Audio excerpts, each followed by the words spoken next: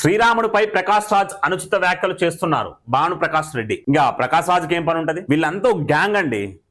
China agent అయిన Rahul Gandhi, Khalistani agent అయిన అరవింద్ కేజ్రీవాల్, ఆ బంగ్లాదేశ్ ఏజెంట్ అయిన మమతా బెనర్జీ, కాశ్మీర్ కి స్వేచ్ఛ కావాలని ప్రయత్నించే అరుంధతి రాయ్, ఆ భారతదేశాన్ని ముక్కలు చేయాలని ప్రయత్నించే ఉమర్ ఖలీద్ గాని తుకుడే గ్యాంగ్, బయాస్డ్ గా ఉండే అభిజిత్, ఈ విచ్ఛిన్నవాదులు కొంతమంది ఉంటారు, ప్రకాష్ రాజు, డిఎంకే అధినేత ఎంకే స్టాలిన్, వీళ్ళందరూ ఒక గ్యాంగ్ అన్నమాట. వీళ్ళందరూ చేస్తున్న పని ఏంటంటే దేశాన్ని విభజించాలి, కొన్ని ప్రాంతాలకు విడదీయాలి, రీసోర్సెస్ ని అనుభవించాలి.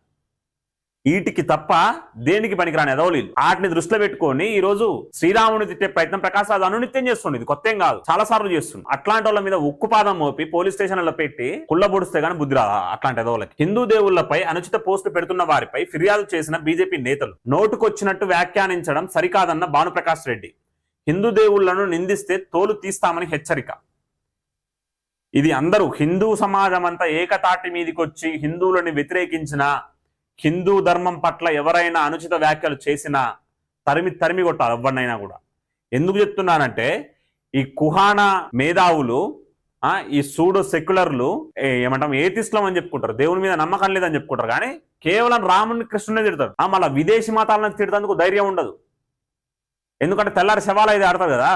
హిందూ మతంలో ఏంటంటే స్వేచ్ఛ ఉంటుంది. ఆ స్వేచ్ఛాయుతంగా మనం ఉంచినాం కాబట్టి దాన్ని అలుసుగా తీసుకొని ఇట్లాంటి వ్యక్తులు ఇష్టం వచ్చినట్టు మాట్లాడతారు. అట్లాంటి వాళ్ళకి చర్మగీతం పడాల్సిన సమయం అయితే ఆసనమైంది. సామాజిక మాధ్యమాల్లో హిందూ దేవుళ్లను లక్ష్యంగా చేసుకొని అభ్యంతరకర పోస్టులు పెడుతున్న వారిపై, అలాగే సినీ నటుడు ప్రకాష్ రాజ్ చేసిన వ్యాఖ్యలపై తీవ్ర ఆగ్రహం వ్యక్తం చేస్తూ బీజేపీ నాయకులు సైబర్ సెల్ డీజీ రవిశంకర్ కు ఫిర్యాదు చేశారు.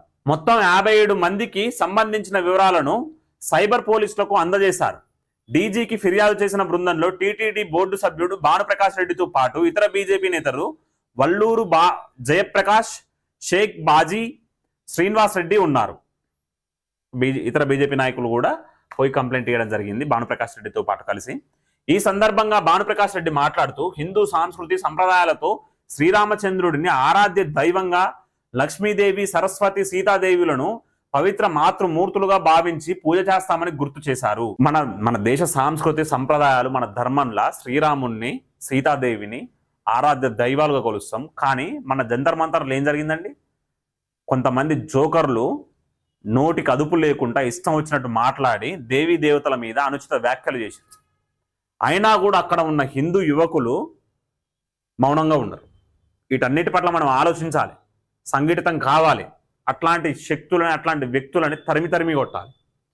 కానీ కొందరు వ్యక్తులు నెట్టింట హిందూ దేవి మూర్తులను ఉద్దేశించి అసభ్యకర రీతిలో నోటికొచ్చినట్లు వ్యాఖ్యానించడం సహించరానిదని మండిపడ్డారు. ముఖ్యంగా నటుడు ప్రకాష్ రాజ్ శ్రీరాముడిపై అనుచిత వ్యాఖ్యలు చేస్తూ సమాజంలో విద్వేషాలు రెచ్చగొట్టేలా వ్యవహరిస్తున్నారని ధ్వజమెత్తారు. దమ్ము ధైర్యం ఉంటే ఇతర మతాల్లో జరిగే అన్యాయాలపై మాట్లాడాలని సవాలు విసిరిన భానుప్రకాష్ రెడ్డి. ప్రకాష్ రాజ్ ఎందుకు ఇస్లాం గురించి మాట్లాడు? ఇస్లాం మతంలో ఉన్న ఫండమెంటలిజం గురించి ఎందుకు మాట్లాడు?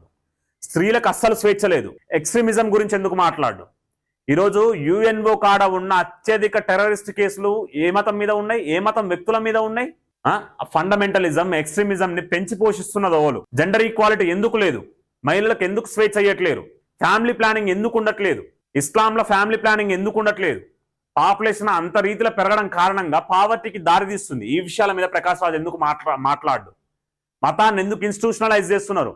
ఎక్స్ట్రీమిజం ఎందుకు పెంచి పోషిస్తున్నారు? ఇక్కడ ఉన్న కొంతమంది వ్యక్తులు మైనర్ అబ్బాయిలని, మైనర్ బాలులని ఎందుకు టెర్రరిస్ట్ లెక్క మారుస్తున్నారు? స్లీపర్ సెల్స్ లెక్క ఎందుకు వాడుకుంటున్నారు? ఐఎస్ఐ ముసుగుల వాళ్ళు నిధులు పంపిస్తుంటే ఇక్కడ ఆయుధాలను ఎందుకు తయారు చేస్తున్నారు? వీటి మీద ఎందుకు ప్రశ్నించరు ప్రకాష్ రాజ్? వీటి మీద ప్రశ్నించాలి. అదేవిధంగా ఇక్కడ ఉన్న క్రిస్టియానిటీ చాప కింద నీరుగా సాగుతూ విదేశీ నుంచి వస్తున్న నిధులతోటి కన్వర్షన్స్ ని చేపడుతూ హిందూ మతాన్ని, హిందూ ధర్మాన్ని, దేశ సమగ్రతని దెబ్బతీసే విధంగా వ్యాఖ్యలు చేస్తుంటే ఎందుకు స్పందించరు? అదేవిధంగా దశమ భాగాల గురించి ఎందుకు మాట్లాడరు? వీటన్నిటి గురించి మాట్లాడాలి ప్రకాష్ రాజ్.